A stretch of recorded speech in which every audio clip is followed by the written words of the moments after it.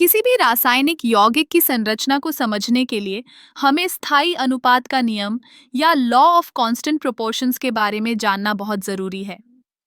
यह नियम कहता है कि एक यौगिक में तत्वों का अनुपात हमेशा निश्चित रहता है, चाहे वह यौगिक किसी भी तरीके से तैयार किया गया हो। उदाहरण के लिए पानी को ही लें। पानी का रासायनिक सूत्र H2O है। इसका मतलब है कि हर पानी के अणु में दो हाइड्रोजन के अणु और एक ऑक्सीजन का अणु होता है। चाहे आप पानी को किसी भी स्रोत से लें, जैसे कि नदी, तालाब या फिर शुद्ध पानी, हर जगह इसका अनुपात वही रहेगा। इस नियम का महत्व बहुत बड़ा है। यह हमें यह समझने में मदद करता है कि रासायनिक प्रतिक्रियाओं में तत्व कैसे मिलते हैं और नए यौगिक कैसे बनते हैं। जब हम किसी यौगिक को बनाते हैं, तो हमें यह ध्यान रखना होता है कि तत्वों का अनुपात सही हो। अगर अनुपात में कोई बदलाव होता है, तो हमें एक नया यौगिक मिलता है जो पहले से अलग होता है। अब सोचिए, अगर आप एक रसायनज्ञ हैं और आपको एक नया यौगिक बनाना है, तो आपको यह सुनिश्चित करना होगा कि आप सही अनुपात में तत्वों का उपयोग कर रहे हैं।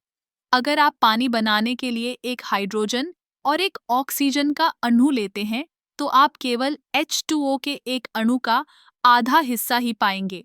इसलिए स्थायी अनुपात का नियम हमें यह सिखाता है कि सही अनुपात में तत्वों का उपयोग करना कितना महत्वपूर्ण है।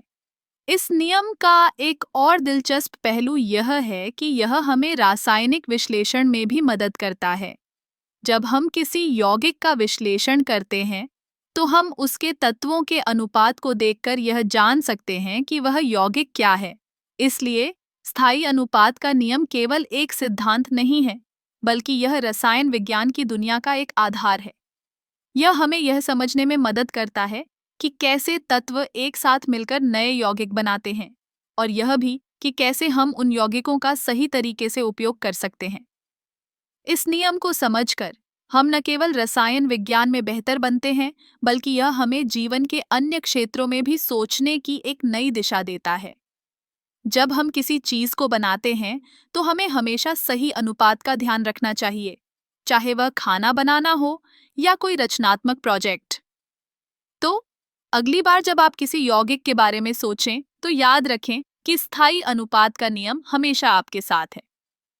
यह एक ऐसा नियम है जो हमें सिखाता है कि सही अनुपात में चीजें कितनी महत्वपूर्ण होती हैं।